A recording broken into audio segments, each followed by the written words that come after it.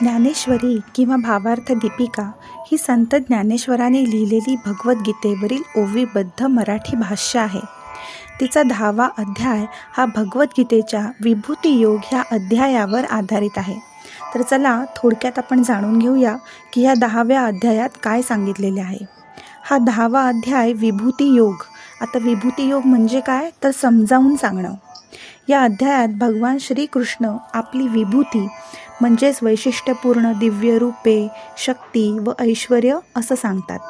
ते अर्जुनाला स्पष्ट करतात की सर्व काही त्यांच्याच रूपात आहे आणि जे जे श्रेष्ठ, तेजस्वी आणि अद्वितीय आहे ते सर्व त्यांच्याच विभूतींचे दर्शन आहे. या अध्यायात श्रीकृष्ण अर्जुनाला सांगतात की त्याने कोणत्याही गोष्टीला भगवंताचे रूप समजून त्यात ईश्वर दर्शन करावे.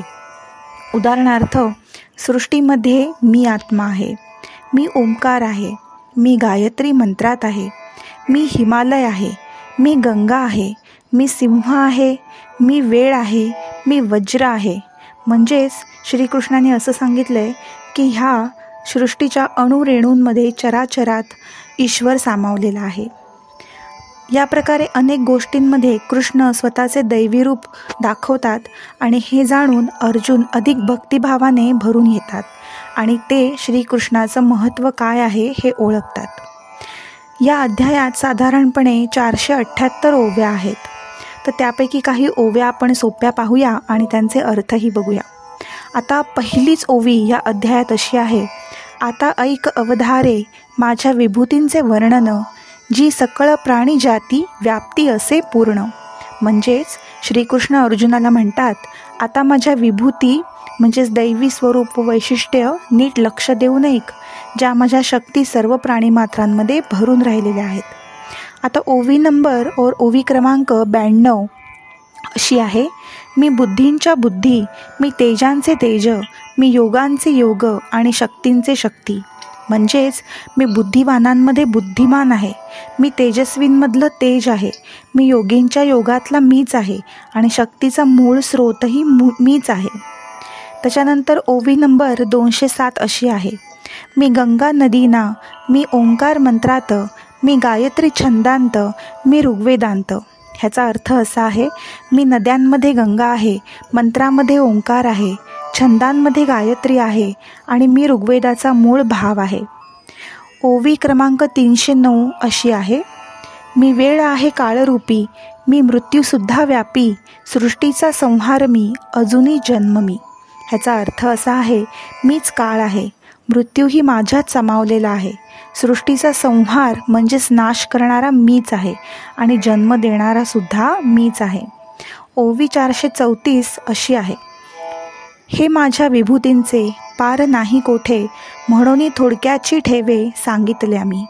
म्हणजेच माझ्या विभूतींचा शेवटच नाही, त्या अगणित आहेत, म्हणून मी तुला यापैकी थोड्याच सांगितलेल्या आहेत.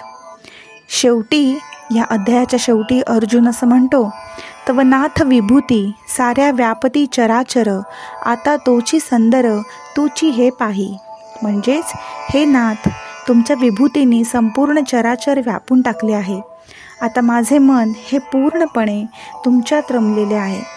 अशा प्रकारे हे 10व्या अध्यायामध्ये श्रीकृष्ण भगवानांनी आपलं स्वरूप हे अर्जुनाला दाखवलेलं आहे आणि ते ह्या सृष्टीत कसे सामावलेले आहेत, प्रत्येक चराचरात त्यांची उपस्थिती कशी आहे हे त्यांनी जाणून घेतलेले आहे, त्यांनी समजावलेले आहे अर्जुनाला.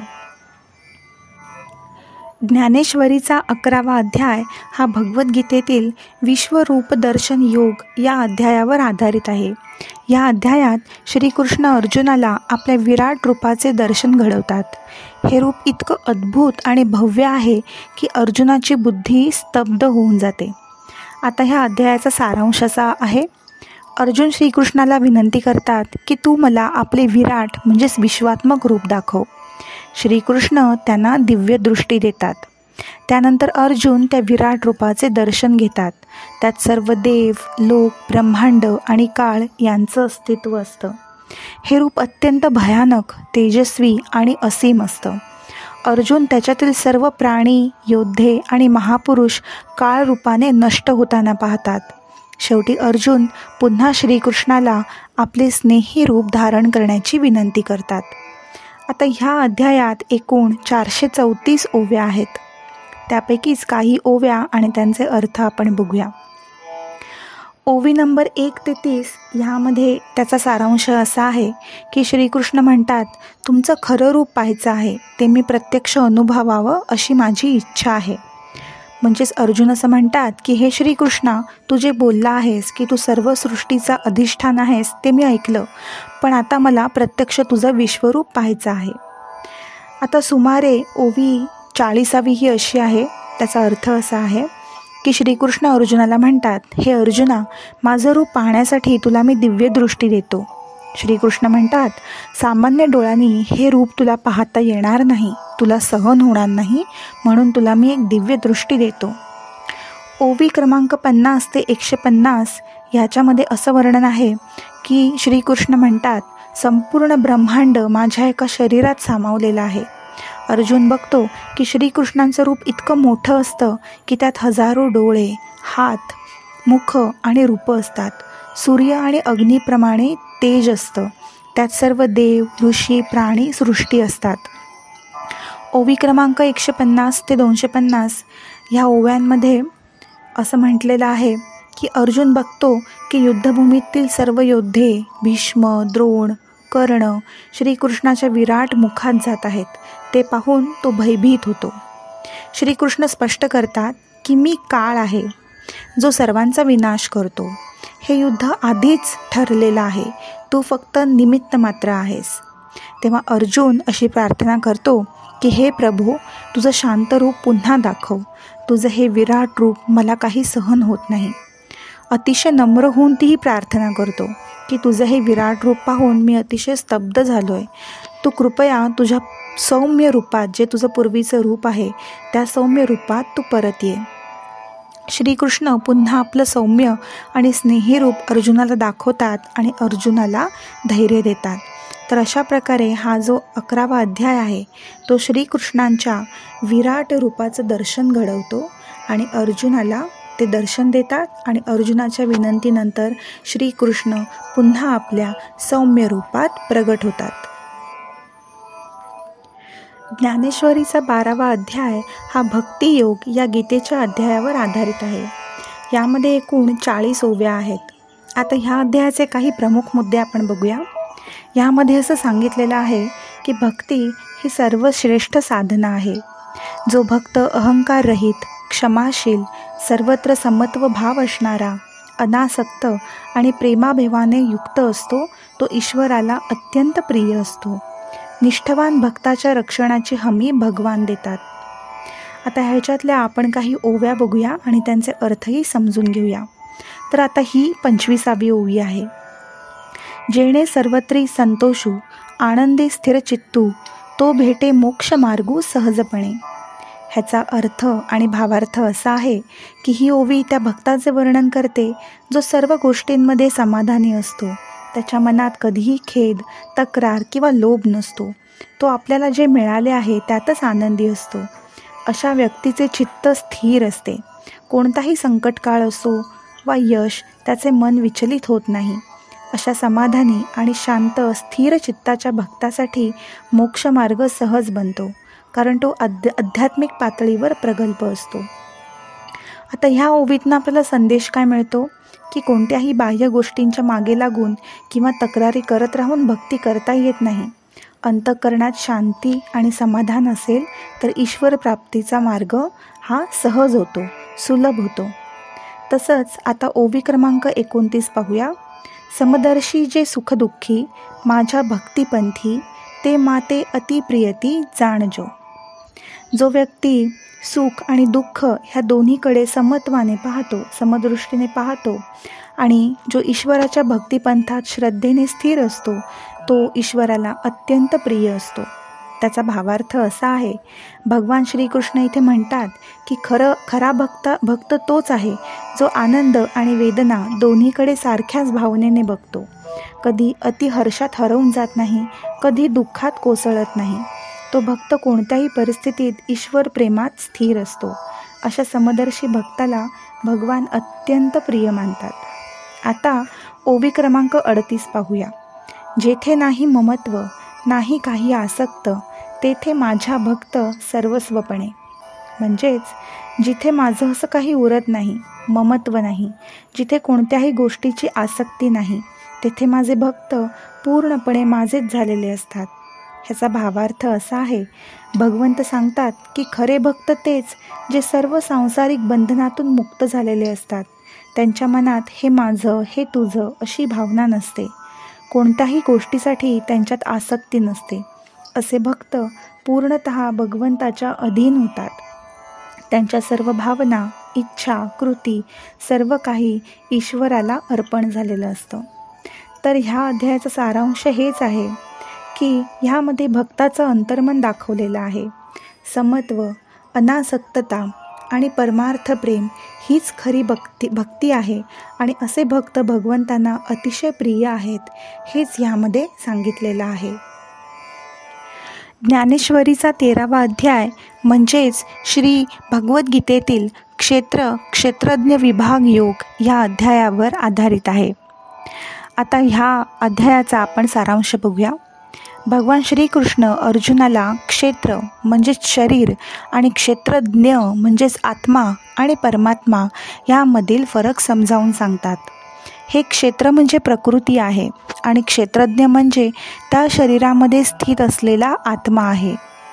आत्मज्ञानानेच मुक्ती मिळते ही या अध्यायाची प्रमुख शिकवण आहे. आत्मा, शरीर, मन, इंद्रिय, बुद्धी आणि त्यांच्यातील परस्पर संबंध हे या अध्यायात स्पष्ट केलेले आहे. ज्ञानेश्वरीच्या ह्या 13व्या अध्यायामध्ये एकूण 409 ओव्या आहेत. त्यामधील काही निवडक ओवी आपण बघूया. पहिली ओवी आहे, आपुले देहे क्षेत्र म्हणावे, तेथील स्थिती क्षेत्रज्ञ ठावय. ह्याचा अर्थ असा आहे, आपले शरीर म्हणजेच क्षेत्र आहे आणि शरीरात जो आत्मा राहतो तो क्षेत्रज्ञ म्हणजे जाणणारा आहे. शरीर नश्वर आहे पण आत्मा शाश्वत आहे. दुसरी जी 100 क्रमांकाची ओवी आहे ती अशी आहे, विवेकबुद्धी ज्ञान खरा, त्याविण ज्ञान म्हणू नये. ह्याचा अर्थ असा आहे, जी विवेकबुद्धी असते, जी सत्य, असत्य, आत्मा, शरीर यामधला भेद जाणते, तीच खरी ज्ञान होय. विवेकाशिवाय मिळणारे ज्ञान खरे ज्ञान नाही. आता आपण बघूया 150वी ओवी. मी जे क्षेत्रज्ञ जाणावा, सर्व क्षेत्रात राहो सावध. भगवंत स्वतः सांगतात की मीच सर्व शरीरांमधील आत्मा म्हणजेच क्षेत्रज्ञ आहे. म्हणजे प्रत्येकाच्या देहात परमात्माचे अंशरूप असलेला आत्मा आहे. पुढची ओवी आहे, नाही कर्तृत्व मुळी आत्म्याला, देहभावे दिसे तो झाला. म्हणजेच आत्म्याला कधीच कर्तेपण नसते, पण देहभाव म्हणजे शरीराशी एकरूप होणं आल्यामुळे तो कर्ता वाटतो. आता आपण एक शेवटची ओवी बघूया. जे ज्ञाने आपुले स्वरूप पाहे, तेची खरे ज्ञान होय. ह्याचा अर्थ असा आहे, जे ज्ञान माणसाला स्वतःचा आत्मरूप स्वरूप ओळखून देतं तेच खरं ज्ञान आहे. बाकी सर्व तात्विक चर्चा काही उपयोगाची नाही.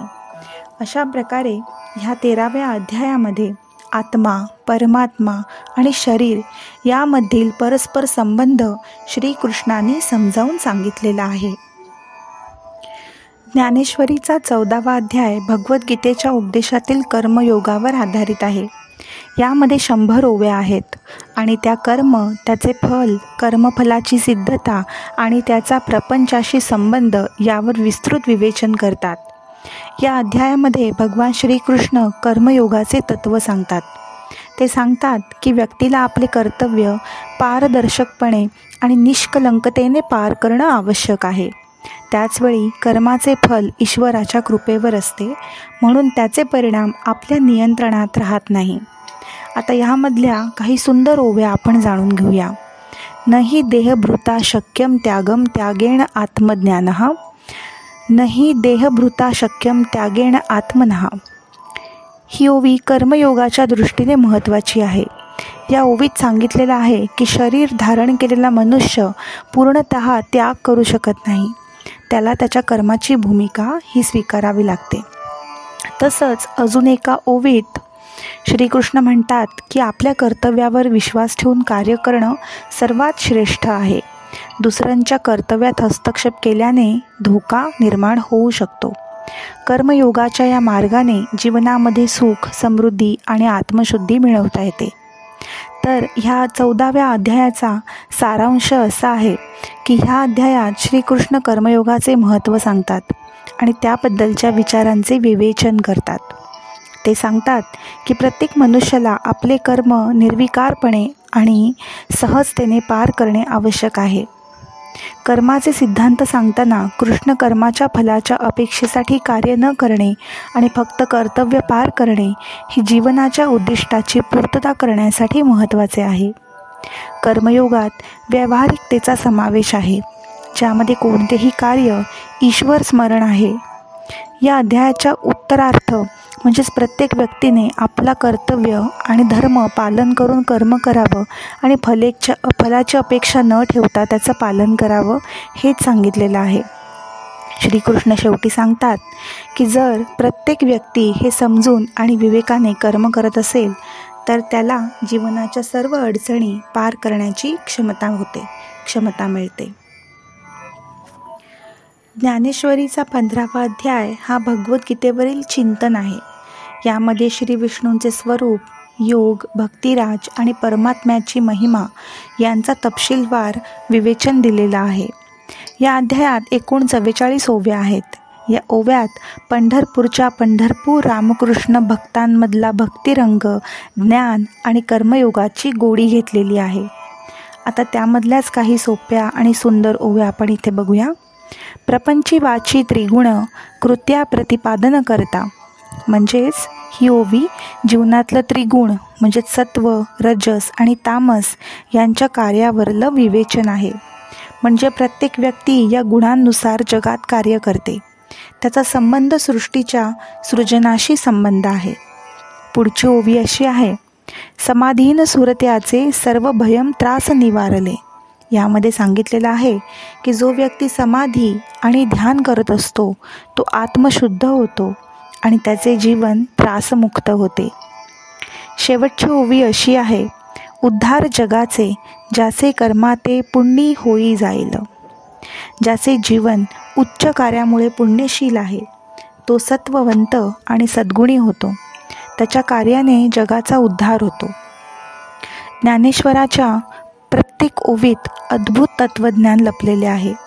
त्यामुळे प्रत्येक व्यक्तीला ते पारायण करून छान आत्मबोध होतो.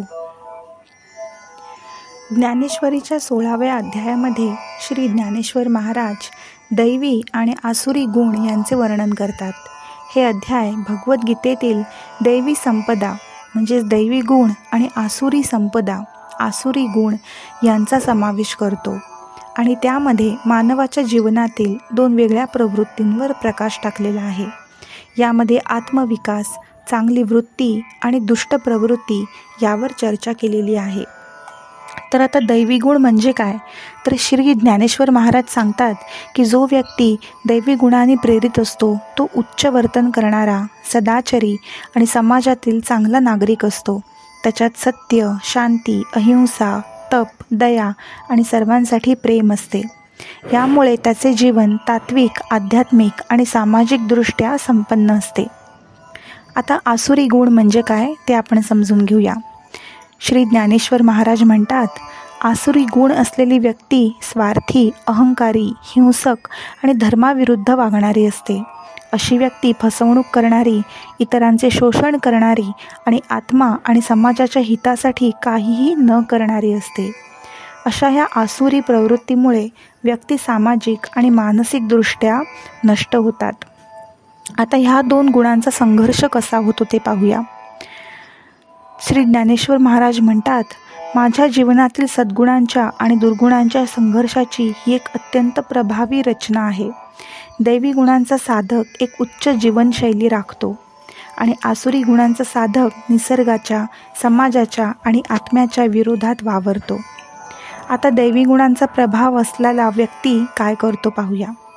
दैवी गुण असलेल्या व्यक्तीच्या जीवनात पवित्रता आणि पराक्रम प्रगट होतो. त्यांना जीवनाचे वास्तविक मूल्य कळते आणि ते एक सामाजिक कार्यकर्ती और कार्यकर्ता असं म्हणून सगळ्यांची सेवा करतात. त्यांचा आत्मविश्वास आणि शांती इतरांना प्रेरणा देतात. ते परमार्थ आणि तपश्चर्येच्या मार्गावर जातात. पण जर कुठल्या व्यक्तीमध्ये आसुरी गुण असेल तर त्याच्या प्रभावामुळे काय होतं ते पाहूया. आसुरी गुण असलेली व्यक्ती परस्त्रीचे शोषण करणारी, हिंसक प्रवृत्ती असलेली आणि स्वार्थाने भरलेली व्यक्ती असते. अशी व्यक्ती मृत्यूसमयी पापांचा सामना करते, कारण तिचे कार्य चुकीचे आणि धर्माविरुद्ध असते. त्यांचा जो अंत असतो तो अत्यंत दुःखदायी असतो. दैवी गुणांची ओळख देताना श्री ज्ञानेश्वर महाराज ओव्यांमध्ये असं सांगतात की सदाचारी मनुष्य नेहमी सन्मार्गावर जातो. त्यांचं जीवन त्यांच्या सत्वाच्या गुणांवर आधारित असतं. तसंच आसुरी गुणांबद्दल ज्ञानेश्वर महाराज म्हणतात, आसुरी गुणांचा मागोवा घेतलेला व्यक्ती हा जीवनातील अन्याय, अशांती आणि अराजकता ह्यांचा पूजक असतो. अशा प्रकारे या अध्यायामध्ये मुख्य उद्देश आहे की देवी आणि आसुरी गुणांमधला भेद आणि त्याचे परिणाम. दैवी गुणांच्या व्यक्तीचे जीवन कसं सुंदर असतं, आध्यात्मिक असतं, सामाजिकदृष्ट्या प्रगतशील, उन्नत असतं. तर आसुरी गुणांच्या ज्या व्यक्ती असतात, ज्यांच्या प्रवृत्ती असतात, त्यांना नैतिक आणि मानसिक त्या पतनाकडे नेतात. श्री ज्ञानेश्वर महाराज हे स्पष्ट करतात की प्रत्येक व्यक्तीला त्याच्या गुणांवर आधारित जीवन निवडायला हवं, जे त्याला तात्विक सुख आणि शांती प्राप्त करतं. ज्ञानेश्वरीचा 17वा अध्याय श्रद्धायोग या नावाने ओळखला जातो. या अध्यायात श्री ज्ञानेश्वर महाराज श्रद्धेचे स्वरूप, त्याचे प्रकार आणि श्रद्धेचा योग्य आणि अयोग्य उपयोग यावर प्रकाश टाकतात. आता श्रद्धेची परिभाषा ही कशी आहे बघूया. श्रद्धा म्हणजेच विश्वास किंवा आस्था. जेव्हा मनुष्य एका गोष्टीत पूर्ण विश्वास ठेवतो आणि ती गोष्ट त्याच्या जीवनाचा भाग बनते, तेव्हा ती श्रद्धा असते. प्रत्येक व्यक्तीची श्रद्धा त्याच्या स्वभावावर, संस्कारांवर आणि जीवनातील अनुभवावर आधारित असते. आता श्रद्धेचे 3 प्रकार असतात. हे 3 प्रकार श्री ज्ञानेश्वर महाराज यांनी व्यक्त केलेले आहेत. पहिला प्रकार आहे दैवी श्रद्धा. दैवी श्रद्धा असलेली व्यक्ती सत्य, अहिंसा, धर्म, दया आणि प्रेम यावर विश्वास ठेवते. ती आत्मा आणि परमात्म्याचा शोध घेते. त्याच्या श्रद्धेचा उद्देश सत्य आणि मोक्ष प्राप्त करून घेणं असतं. आसुरी श्रद्धा. आसुरी श्रद्धा असलेली व्यक्ती खोट्या विश्वासांवर, अंधश्रद्धांवर आणि बुराईवर विश्वास ठेवते. ती कर्मकांड, अंधविश्वास आणि तंत्रमंत्र यावर विश्वास ठेवून त्याचे आपल्या जीवनामध्ये पालन करते. आणि तिसरा प्रकार आहे राक्षसी श्रद्धा. राक्षसी श्रद्धा असलेली व्यक्ती मूर्खपणाने किंवा वाईट हेतूने आपल्या श्रद्धेचा उपयोग करते. ती आत्मविकासाचे, धर्माचे आणि समाजाचे नाश करते. आता या श्रद्धेच्या प्रभावामुळे काय होतं? श्री महाराज सांगतात की जेव्हा श्रद्धा योग्य दिशेने असते तेव्हा ती आपल्याला परमसुख आणि शांती देणारी असते. पण जेव्हा श्रद्धा चुकीच्या आणि वाईट मार्गावर असते तेव्हा ती आपल्याला दुःख, वेदना आणि पापांमध्ये लोटते. आपल्या श्रद्धेचा योग्य उपयोग जीवनाला दिशा देतो. श्रीकृष्ण सांगतात की कर्म करण्याची श्रद्धा महत्त्वाची आहे. कर्म करताना आपल्याला त्याचे परिणाम स्वीकारावे लागतात. योग्य कर्माची श्रद्धा असलेली व्यक्ती प्रत्येक कर्माचे आध्यात्मिक स्वरूप समजावून त्या कर्माला व्रत किंवा सेवा मानते. श्रद्धा केवळ मनाच्या आस्थेवर आधारित असावी लागते. विधी, यज्ञ आणि पूजा ह्या श्रद्धेच्या बाह्य रूप आहेत, पण त्याच्याशी संबंधित असलेली भावना आणि त्यामागे असलेली तत्त्वज्ञानाची पार्श्वभूमी अत्यंत महत्त्वाची आहे. आता आपण काही ओव्या पाहूया. या अध्यायातली एक ओवी आहे, म्हणजे ज्ञानेश्वर माऊली, श्रद्धेची वेळी मुख्य असते ती पावित्र्य व पापे याला त्वरित प्राप्ती करावी. म्हणजेच श्रद्धा ही आपल्या जीवनाच्या सर्व कर्तव्यांचे आणि कर्मांचे मुख्य आधार असते. तीच पाप आणि पुण्य याच्यामध्ये भेद करते. दुसरी ओवी अशी सांगते, श्रद्धा होती आपल्या विश्वासाची, काहीही मनास बसावी, विश्वास संपूर्णी तर्कविना तेच कर्म करणं योग्य आहे.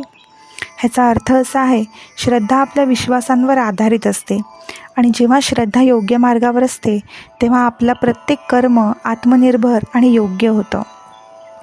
तर या अध्यायाचा सारांश असा आहे की श्री ज्ञानेश्वर महाराज आपल्याला एक अतिशय महत्त्वपूर्ण संदेश देतात. श्रद्धा ही केवळ बाह्य कर्मांसाठी नाही, तर ती अंतर्मनाची स्थिती, विश्वास आणि आध्यात्मिक शोध. योग्य श्रद्धा आपल्याला तात्विक उन्नती आणि आध्यात्मिक मुक्तता देते. चुकीच्या श्रद्धेने जीवाची दिशा ही अंधकारात नेऊन ठेवते. श्रद्धा आणि कर्म यांचा समतोल साधून मनुष्य सन्मार्गावर जाऊ शकतो. त्याला शांती आणि परमानंद मिळू शकतो. प्रत्येक व्यक्तीला आपली श्रद्धा आणि कर्माची जाणीव असणं अत्यंत आवश्यक आहे. ज्ञानेश्वरीचा 18वा अध्याय म्हणजेच मोक्ष संन्यास योग. या अध्यायात श्री ज्ञानेश्वर महाराजांनी जीवनातील अंतिम उद्दिष्ट म्हणजेच मोक्ष किंवा आत्मिक मुक्ती याचा विचार केला आहे. हा अध्याय सर्वार्थाने भगवद्गीतेचा सारांश आहे आणि त्यात श्रीकृष्णाने अर्जुनाला त्याचे कर्तव्य, धर्म, संन्यास आणि योग याबद्दल मार्गदर्शन केलेलं आहे. तर आपण ह्याच्यामध्ये एक एक करून अर्जुनाने विचारलेले प्रश्न पाहूया आणि त्यावर श्रीकृष्णाने काय उत्तर दिलं ते पाहूया. अर्जुनाचा पहिला प्रश्न असा आहे. अर्जुनाने श्रीकृष्णाला एक अत्यंत महत्त्वाचा प्रश्न विचारला. हे श्रीकृष्ण, संन्यास आणि कर्मयोग यामध्ये काय फरक आहे आणि यामध्ये सर्वश्रेष्ठ मार्ग कोणता आहे? यावर श्रीकृष्ण उत्तर देतात की संन्यास आणि कर्मयोग यामध्ये फारसा फरक नाही, परंतु एक गोष्ट महत्त्वाची आहे, कर्म करण्याची वृत्ती. जर तुम्ही कर्म करत असताना त्याच्यातून इच्छाशक्ती आणि अहंकार काढून टाकला तर तुम्ही कर्मयोगी व्हाल. आणि संन्यास हा कर्माचा त्याग करण्याचा मार्ग आहे, पण त्यात मानसिक स्वच्छता आवश्यक आहे. आता कर्माचा त्याग आणि त्याची भूमिका स्पष्ट करताना श्रीकृष्ण सांगतात की संन्यास म्हणजेच फक्त बाह्य कर्मांचा त्याग नव्हे, तर त्यात मनाची आणि अंतःकरणांची शुद्धता असावी लागते. कर्माशिवाय किंवा कर्मे टाकून मोक्ष प्राप्त होत नाहीत, कारण तुम्ही कर्म करण्यामुळेच जीवनाला अर्थ मिळतो. कर्माचा त्याग म्हणजे कर्मातील परिणामांची अपेक्षाही त्यागण्यासारखं असतं.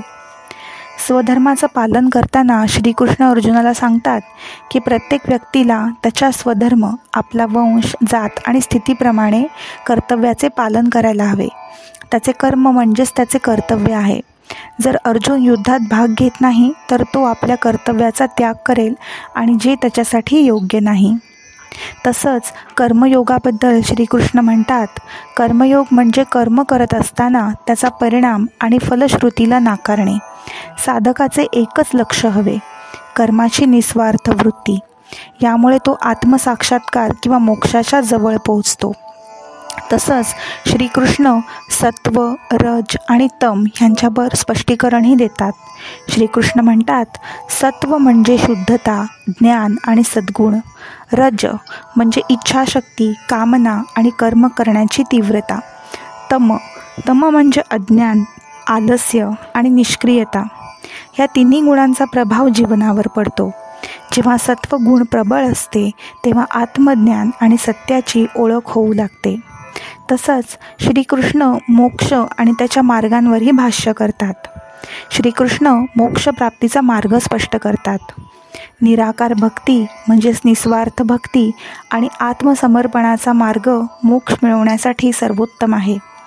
कर्माचा त्याग, संन्यास किंवा साक्षात्कार ह्या सर्व गोष्टींमध्ये एकच ध्येय आहे, ते म्हणजे अंतिम सत्याची ओळख. श्रीकृष्ण अर्जुनाला सांगतात की स्वतःला कर्मयोगी म्हणून युद्ध करू शकतो, कारण तो निस्वार्थ कर्म करत आहे. अर्जुनाचे सर्व कार्य धर्मात योग्य आहे. आता आपण काही ओवी आणि त्यांचे अर्थ बघूया. एका ओवीमध्ये श्रीकृष्ण म्हणतात की हे अर्जुना, सृष्टीतील प्रत्येक कार्याचे परिणाम प्रगट होतात, परंतु त्या कार्यातील फलश्रुतीवर आपली इच्छा न ठेवता केवळ कर्तव्याचा पालन करावा. तसंच पुढच्या ओवीत श्रीकृष्ण म्हणतात, तुम्ही कर्म करत असताना त्यात अहंकार आणि इच्छाशक्ती दूर ठेवा, तरच तुमचं कर्म शुद्ध होईल. तर ह्या महत्त्वाच्या 18व्या अध्यायात आपल्याला प्रमुख आणि मुख्य संदेश असा मिळतो. तो संदेश असा आहे, कर्म करत असताना त्याच्या परिणामांची अपेक्षा न करता कर्म करा, हेच कर्मयोग आहे. संन्यास म्हणजे केवळ कर्मांचा त्याग नाही, तर त्यात मनाची शुद्धता असावी लागते. कर्मयोगाच्या पद्धतीत निस्वार्थ भक्ती आणि आत्मसमर्पणाचा महत्त्वपूर्ण भाग आहे. कर्म करत असताना आत्मसाक्षात्काराचे प्रत्येकाने ध्येय ठरवावे लागते. प्रत्येक व्यक्तीने स्वधर्माचा पालन करावा. आत्मज्ञान, भक्ती आणि कर्मयोग या त्रिवेणी संगमाने आत्मसाक्षात्कार किंवा मोक्ष प्राप्त करून घेता येतो. या 18व्या अध्यायात श्रीकृष्ण अर्जुनाला शुद्ध कर्मयोग, संन्यास आणि आत्मज्ञान यांचे महत्त्व सांगतात. यामध्ये जीवनाचे खरे ध्येय म्हणजे निस्वार्थ कर्म, स्वधर्माचे पालन आणि आध्यात्मिक प्रगती आहे. जेव्हा आपण आपली इच्छाशक्ती आणि अहंकार नष्ट करतो तेव्हा कर्मत्यागात परिष्कृत होतो आणि आत्मज्ञान प्राप्त होते. तर मित्रांनो, ज्ञानेश्वरीतील पहिल्या अध्यायापासून ते शेवटच्या 18व्या अध्यायापर्यंत सर्व काही सोप्या भाषेत आणि त्याचा सारांश समजून देण्याचा हा माझा एक छोटासा प्रयत्न होता. तुम्हाला हा कसा वाटला हे नक्की मला कमेंट करून कळवा. आणि ह्यापुढे तुम्हाला कोणत्या ग्रंथांचे असे सोपे सारांश ऐकायचे आहेत हे सुद्धा कमेंटमध्ये नक्की लिहा. धन्यवाद.